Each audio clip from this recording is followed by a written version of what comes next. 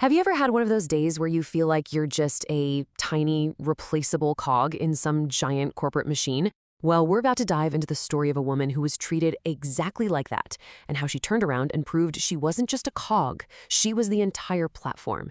And her whole story, it really kicks off with one single defiant statement. This is Chung Xiao-tung, and that right there, that is not the voice of a victim.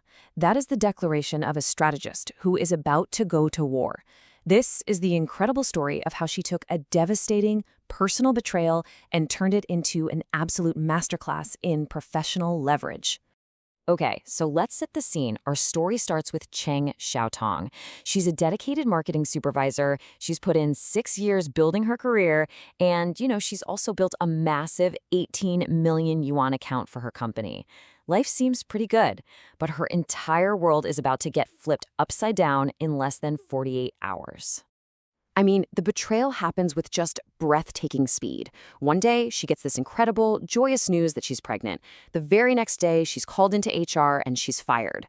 The reason they give? Departmental restructuring. Yeah, right. The timing isn't just a little suspicious, it's a message, and it's a loud and clear one. And then, to add insult to injury, the company slides a piece of paper across the table with a severance offer of just 20,000 yuan. Now, as a 6-year veteran, Chinese labor law is very clear that she's owed way, way more.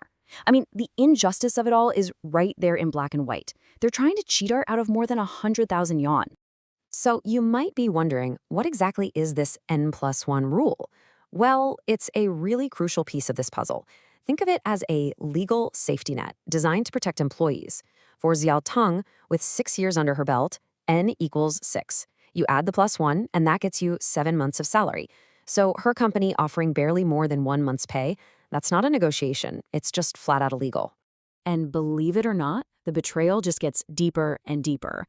Her boss, a woman named Salmin, had actually publicly celebrated another colleague's pregnancy, but now she's the one orchestrating Xiaotong's dismissal. Then, Xiaotong discovers her name has literally been crossed off the proposal for her own multi-million yuan project, and guess whose name is written in its place? The junior colleague she was just told to show the ropes. To top it all off, Zhao Min has already spun this lie to the entire department that Xiaotong resigned voluntarily for family reasons. Unbelievable. So this really brings us to the heart of the conflict, doesn't it? It's this corporate myth, this idea that any employee, no matter how valuable they are, is just a replaceable part in a machine. And it's a myth her company and her boss believed in, 100%.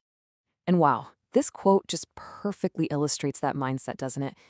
Those are the actual words from her director, Zhou Min. That single sentence, it just captures all the corporate arrogance at play here. It's not just about firing someone. It's a declaration that Xiaotong's 6 years of work, all the relationships she built, her entire identity at the company, it was all worthless. So what makes someone like Zhao Min tick? Well, her motivation is all about the bottom line. She sees Xiaotong's pregnancy not as a happy life event, but as a future expense on a spreadsheet for maternity leave. But here it is, her fatal flaw, her Achilles heel, is this deeply rooted belief that client relationships belong to the company logo, not to the person who spent years painstakingly building them. And she is about to get a very, very expensive education on that subject. Now, faced with this complete and utter betrayal, Xiaotong doesn't crumble. Oh no, she transforms. This is the moment where she stops being an employee and starts being a tactician. This is where she starts mapping out a brilliant counteroffensive. And this table, this reveals Xiaotang's secret weapon. Her real power was never inside her own company's walls. It was in the network she had built outside of them. Her main contact at the client is an old college classmate. The procurement director owes her a massive favor. And, get this, the client's VP of finance is on his way out the door, which creates this perfect little power vacuum. These are all the chess pieces her boss, Zhou Min, can't even see on the board. So her plan? It's methodical. It's not emotional. Step 1, stall the deal. Step 2, get on the phone and make sure her allies are ready. Step 3, prepare to cash in that big favor she's owed. And finally, the masterstroke. Force a face-to-face showdown, not in her old office, but on the client's home turf where she holds all the cards. And this all leads to the climax, the final meeting. So picture this, Zhao Min and the replacement, Zheng Shiru, They walk into the client's office feeling confident, thinking they're about to sign that 18 million yuan deal.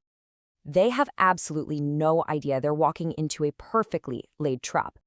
And with those 5 simple words, as Cheng Xiaotang walks into that meeting room, Zhou Min's entire world just shatters. The employee who supposedly resigned is right here in the client's office, and she looks completely in control. You can just feel the power dynamic in the room instantly flip.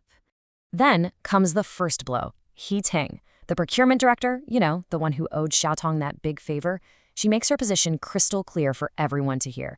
She says it's not about the company, it's not about the proposal, it's about trust. And her trust is with Xiaotong, and only Xiaotong. And then comes the second, just devastating blow. Feng Shiyuan, her old college classmate, publicly confronts Zhou Min about the lie she told him on the phone, that lie about the voluntary resignation. He just corners her, leaving her absolutely no room to wiggle out. She's been exposed, not just as ruthless, but as a liar, right in front of her biggest client. And that's it. Checkmate. In that one moment, Zhao Min finally understands the fatal flaw in her entire worldview. The relationships, the trust, that huge contract, they weren't company assets she could just reassign to someone else. They belonged to the very person she had just tried to throw away. So the showdown was decisive, for sure. But what happened after the meeting is where this story gives us its most powerful lesson. Your value isn't defined by your job title or your employer. It's defined by you. First things first, the immediate win. The company, now terrified of losing that contract, they completely cave. They call her up, their tone is totally different, and they agree to pay her the full, legally required severance of 126,000 yuan. But she doesn't go back. I mean, why would she? She has this massive realization that the client wasn't loyal to her old company, they were loyal to her. So she does the smartest thing possible. She cuts out the middleman. She starts her own agency, and that 18 million yuan client, yep, they sign on directly with her. Just within a few months between that main client and a few referrals from her network, she secures over 5 million yuan in annual contracts. You see, the value she created was always hers. She just needed that push to finally go out and claim it for herself. And what about the others? Well, Zhao Min, for her, quote, strategic failure, she gets demoted and transferred. And Dring Shiru, the replacement, she's left without a mentor or a major project, and her career just stalls. The consequences for their actions were swift, and they were decisive. So what can we all learn from Zhao Tong's incredible story? It's that your true assets, the trust you've built, the relationships you've nurtured, your expertise, those are yours, and yours alone. Understanding where your real power, your real leverage comes from, that's the key to navigating your career. And most importantly, you are never, ever just a cog in someone else's machine. You are the platform. And that leaves us with one final question to really think about. When you look at your own professional life, the value you create every day, the relationships you've built, are you building them for your company or are you building them for yourself? Are you the cog or are you the platform?